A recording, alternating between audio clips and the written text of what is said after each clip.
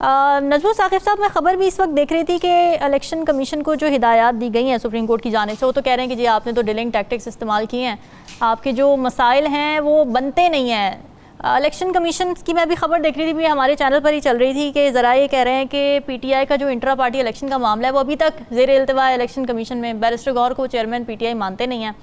आपको लगता है कि ये ऊँट किसी करवट बैठेगा, कोई ऐसा दिन आएगा?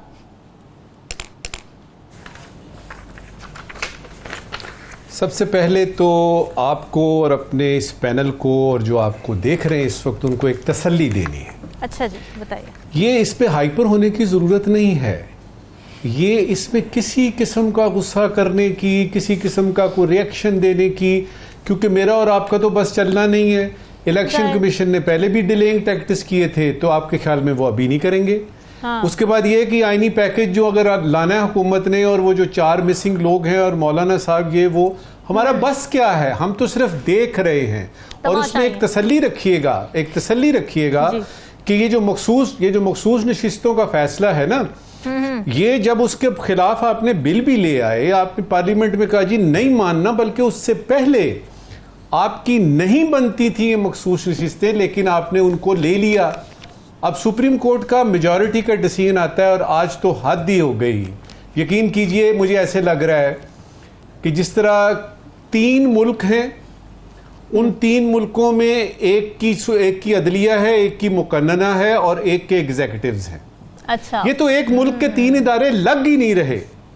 आप यानी आप देखिए तो सही, ऐसे लग रहा है जिस तरह के ये दस्तो गिरेबान हैं। कम से कम ये जो टिकर्स चल रहे हैं, ये जो ब्रेकिंग आ रही हैं, ये जो सारा कुछ हो रहा है, इससे तो यही पता लग रहा है कि ये किस किस्म का हिसाब किताब है। और साथ ही पता लगता है जी कि वो गद्दारी बगावत एक दफा फिर से बीच में आ गई है। बिलावल साहब ने बोलना शुरू कर दिया। अच्छा, उसके बाद मैं देख रहा हूं कि ये बात अता तारड़ साहब से शुरू हुई थी। वो तो आर्टिकल 6 लगा रहे थे।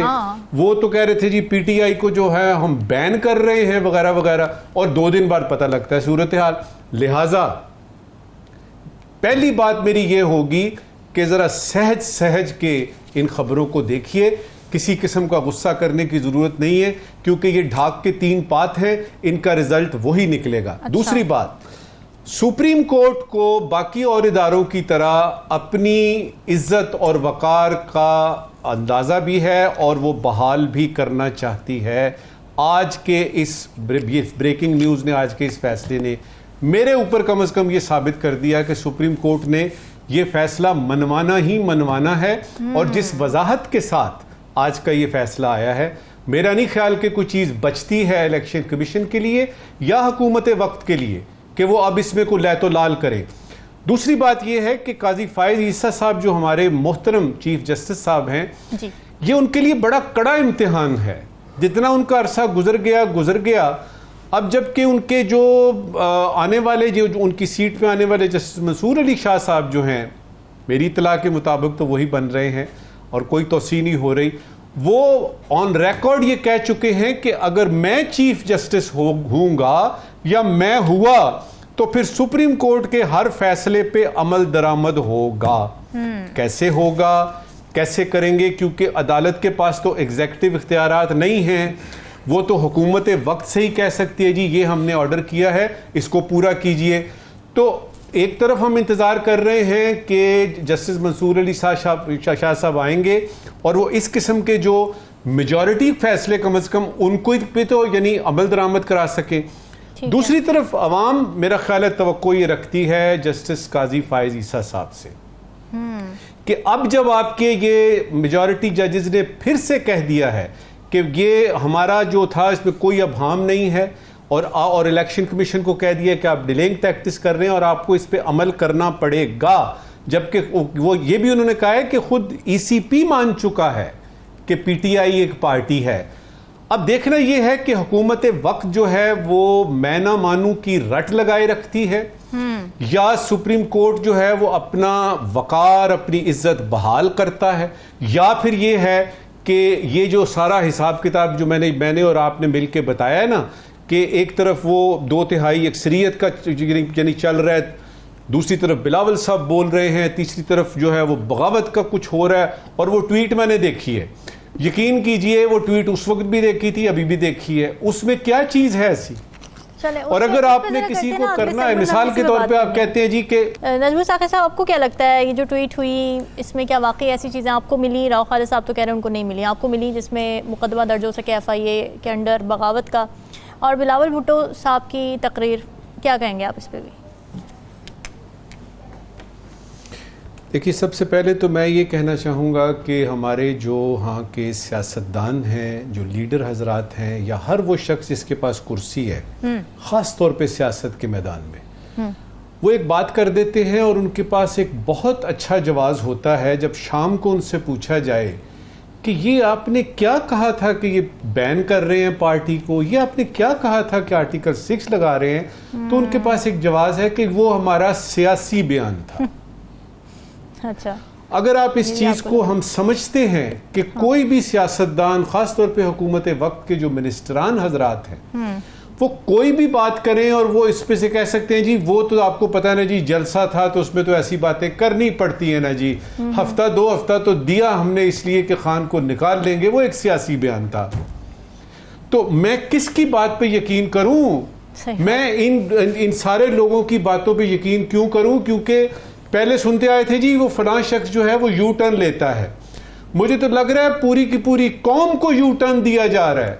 मुझे तो ऐसे लग रहा है कि हर किसी ने सोच लिया है कि बयान देने के बाद उस पे जो है वो तरदीद करना, डायमीट्रिकली ऑपोजिट 180 डिग्री उस पे बात करना जायज समझा जाता है। ये ठीक है, ये खैर है, ये सियासी बयान है। ये करने के बाद ये जो इस वक्त का मौजू हमारा है जो ज़ेर बहस है, देखिए 2 मुतज़ाद खबरें आ रही हैं, और जब मुतज़ाद खबरें हों तो तज्जिया किस चीज़ का पेश किया जाए? पहली खबर ये आ रही है कि मुकदमा दर्ज हो गया है, दूसरी खबर ये आ रही है कि नहीं जी मुकदमा दर्ज नहीं हुआ, सिर्फ इंक्वायरी हो रही है। बिल्कुल, बिल्कुल। अब ये कि इनमें से कौन सी बात सच है? मैं लेता हूं इस बात को सच के जी मुकदमा दायर हो गया, ठीक है, मेरा फिर वहां से तज्जिया शुरू होगा। सबसे पहले तो ये बताइएगा कि ये आज से शुरू करना है आपने बगावत का, म्यूटनी का, रिवोल्ट का, आर्टिकल 6 का वगैरह, या पीछे भी चलेंगे आप? क्योंकि हमने तो ये देखा कि जुल्फकार अली भुट्टो का केस जो है वो पॉस्ट्यूमसली चलता है, तो क्या उन तमाम लोगों को भी यानी लाया जाएगा कटहरे में जो फौत हो चुके हैं, जो इस बगावत के मुर्तकिब हुए और वो बाकायदा तौर पे साबित हो सकता है? तो क्या पॉस्ट्यूमसली भी चलेगा? और क्या सिर्फ इमरान खान का ही चलेगा कि बाकी और लोगों का भी चलेगा?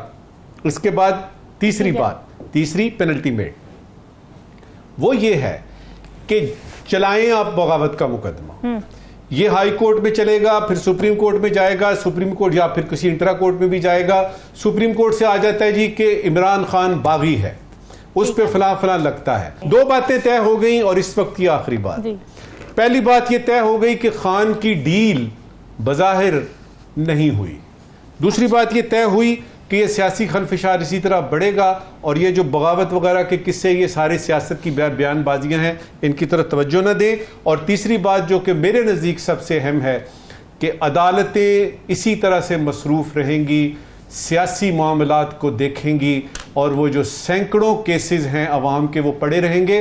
राव साहब ने एक शेर पढ़ा था अवाम की तरफ से वो शेर उसी गज़ल का, उबैदुल्लाह अलीम की वो शेर उन्होंने पढ़ा ना कि ख्याल ख्वाब हुई हैं मोहब्बतें कैसी, लहू में नाच रही हैं ये वहशतें कैसी। तो अवाम की तो हालत ऐसी है कि हवा के दोष पे रखे हुए चिराग हैं हम, हवा के दोष पे रखे हुए चिराग हैं हम, जो बुझ गए तो हवा से शिकायतें कैसी। हाँ हाँ हाँ, क्या बात है, क्या बात है।